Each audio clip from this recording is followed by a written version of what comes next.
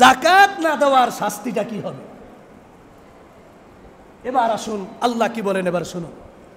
এই মর্মে আল্লাহ রাব্বুল আলামিন পবিত্র কোরআনে মাজিদের সূরা তাওবার 34 এবং 35 নম্বর আয়াতে আল্লাহ রাব্বুল আলামিন ঘোষণা করে বলেন, ভালো করে কান খাড়া করে শুনুন।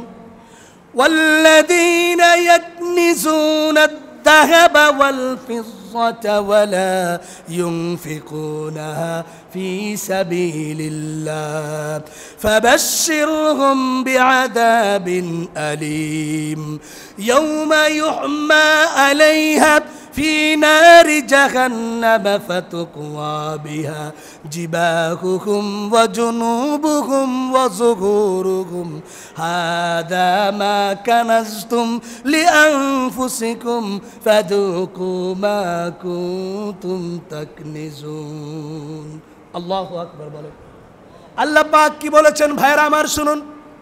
ওয়াল্লাযীনা ইয়াকনিজুনা আয-যাহাবা ওয়াল ফিদ্দা, এর মানেই হলো যারা নাকি ধন সম্পদ অর্জন করে জমা করে রেখেছেন, বিভিন্নভাবে মানুষকে কোণঠাসায় ফেলেছেন, যারা স্বর্ণ গয়না অলংকার বিভিন্ন সম্পদ জমা করে রেখেছে, ওয়ালা ইউনফিকুনাহা ফি সাবিলিল্লাহ, কিন্তু তারা এই ধন সম্পদ সিস্টেম মতো সময় মতো সদকা এবং যাকাত আদায় করে না।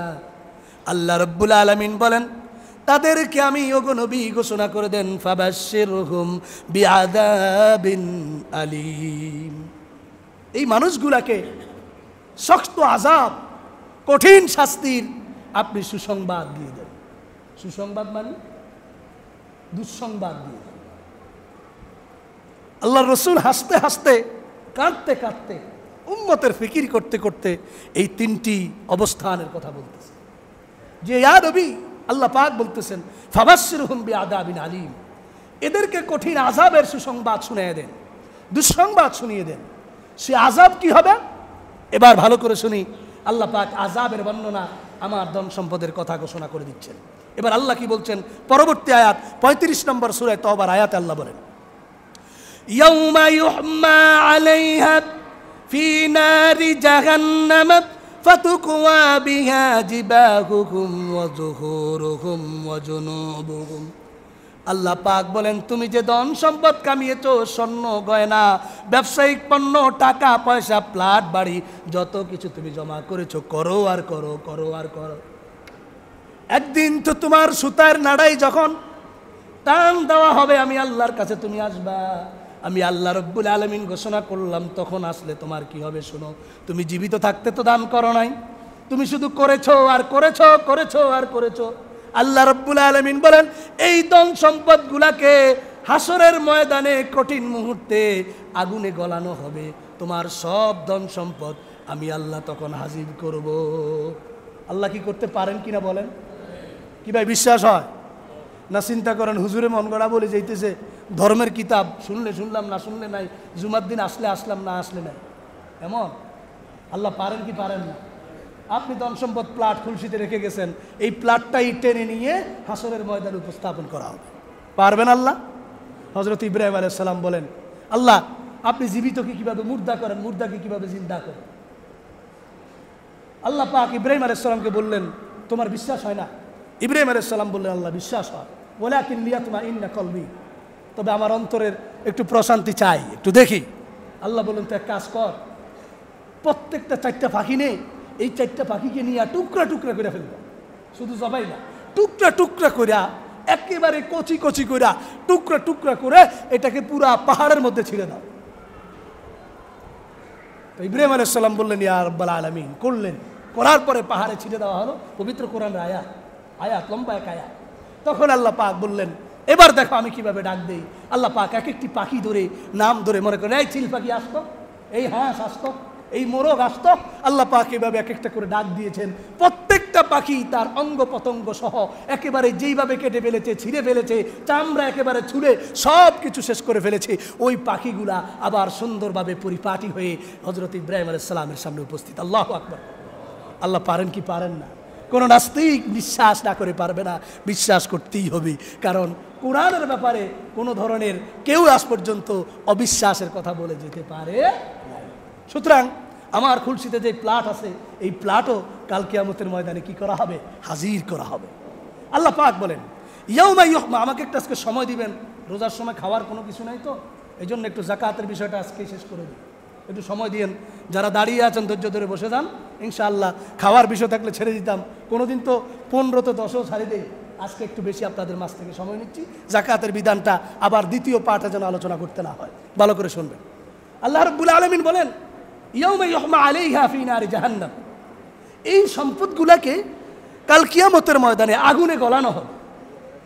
যেমন আমরা স্ক্র্যাপ দিয়ে আগুনে গলাই না কি ভাই, বিএসআরএম, এসএসআরএম, কেএসআরএম, যেই আপনার রড যারা বানায়, বিভিন্ন বিষয় বানায়, প্লাস্টিকের যাদের আপনার কি বলে জান মোহাম্মদ প্লাস্টিক আবার অ্যাডভার্টাইজ হয়ে যাইতেছে, কি বলেন, এই সমস্ত বিষয়গুলা আমরা যারা গলায় একেবারেই নতুন রূপ ধারণ করি, আল্লাহ বলেন তোমার স্বর্ণ রূপা টাকা পয়সা প্লাট বাড়ি সব কিছুকে আমি আল্লাহ একেবারে গলায়া এটাকে একটা রূপ দিব। কিসের রূপ? সাপের রূপ। কিসের রূপ? বিভিন্ন ধরনের জিনিসকে, যেমন প্লাস্টিকের চেয়ারের রূপ দেয়, প্লাস্টিক ডোরের রূপ দেয়, অথবা রডের অথবা বিভিন্ন বিষয়ের রূপ দেয়। আল্লাহ বলেন তোমার এই ধন সম্পদগুলোকে আমি আল্লাহ একেবারে গলায়া একেবারে সিস্টেম করে আমি আল্লাহ এটাকে সাপের রূপ দিব, বিষাক্ত একটা সাপ বানায়। নাউজুবিল্লাহ বলে। এবার আল্লাহ কি বলতেছেন শুনেন, এটা শুধু হাদিসের কথা নয়, আমার কথা নয়, কোরআনের আয়াতের কথা। যদি বিশ্বাস না হয় আপনারা সূরা তওবার 35 নম্বর আয়াতটি আজকে গিয়ে তাফসীর খুলে দেখবেন আল্লাহ কি বলছেন।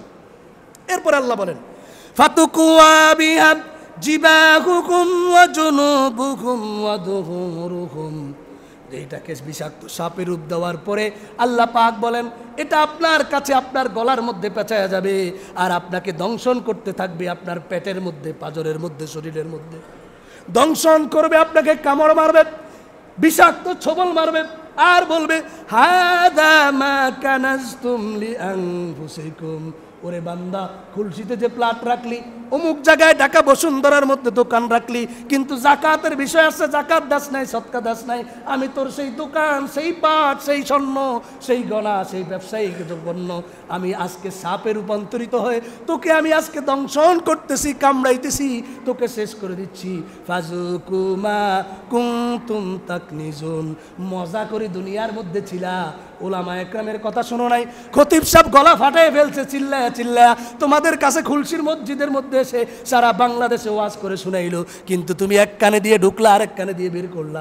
উনার কথা তো উনি বলবে, কারণ ওনারা চাকরি দিছে কথা বলার জন্য, উনি তো জুমায় ফড়াই জন্য, উনার কথা উনি বলবে, কিন্তু তুমি কানে শুনে নাই, শুনো নাই। আল্লাহ বলেন ফাজুকু মা কুনতুম তাকনিজুন, বুঝো, ভোগ করো যেটা অর্জন করে এসেছো, জমা করে এসেছো, এখন তুমি চিৎকার করে কেউ লাভ হবে না, কেউ তোমার চিৎকার শুনবে না।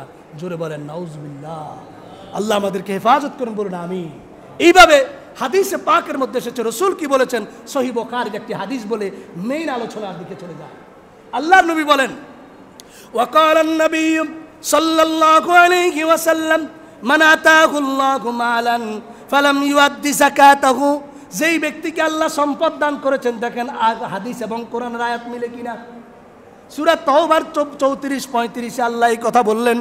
বুখারী শরীফের হাদিসের মধ্যে আল্লাহ রাব্বুল আলামিন বলেন যাকে আল্লাহ সম্পদ দান করেছেন ফালাম ইউআদ্দি যাকাতাহু, কিন্তু সেই সম্পদের যাকাত সে দেয় নাই, মুত্তিলা লাহু মালুহু ইয়াউমাল কিয়ামাতি সুজান আকরালাহু জাবিবাতান, আল্লাহর নবী বলেন তার এই মালকে কিয়ামতের ময়দানে আগুনে গলায়া এমন বিষাক্ত দর সাপে পরিণত করা হবে যেই সাপের দুটি বিষাক্ত দাঁত থাকবে। আল্লাহু আকবার।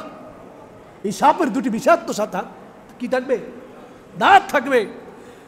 ইউতাওয়াকুহু ইয়াউমাল কিয়ামাহ সুম্মা ইয়াখুযু বিলিহজিমাতাই সুম্মা ইয়াকুল, এরপরে তার গর্দানে পেঁচিয়ে যাবে, সে বলতে থাকবে আনা মালুকা আনা কানজুক, আমি তোমার মাল, আমি তোমার সম্পদ, আমি তোমার ওটা, তুমি তো দুনিয়াতে যাকাত দাও নাই। সুতরাং এই আযাব থেকে বাঁচার জন্য যদি আমরা বাঁচতে চাই তাহলে অবশ্যই পুঙ্খানুপুঙ্খ রূপে ক্লিয়ার কাট, 100% ক্লিয়ার, 100% নয় 1000% ক্লিয়ার করে আমরা যাকাত এবং ফিতরা সদকাকে আদায় করে দিতে হবে ইনশাআল্লাহ।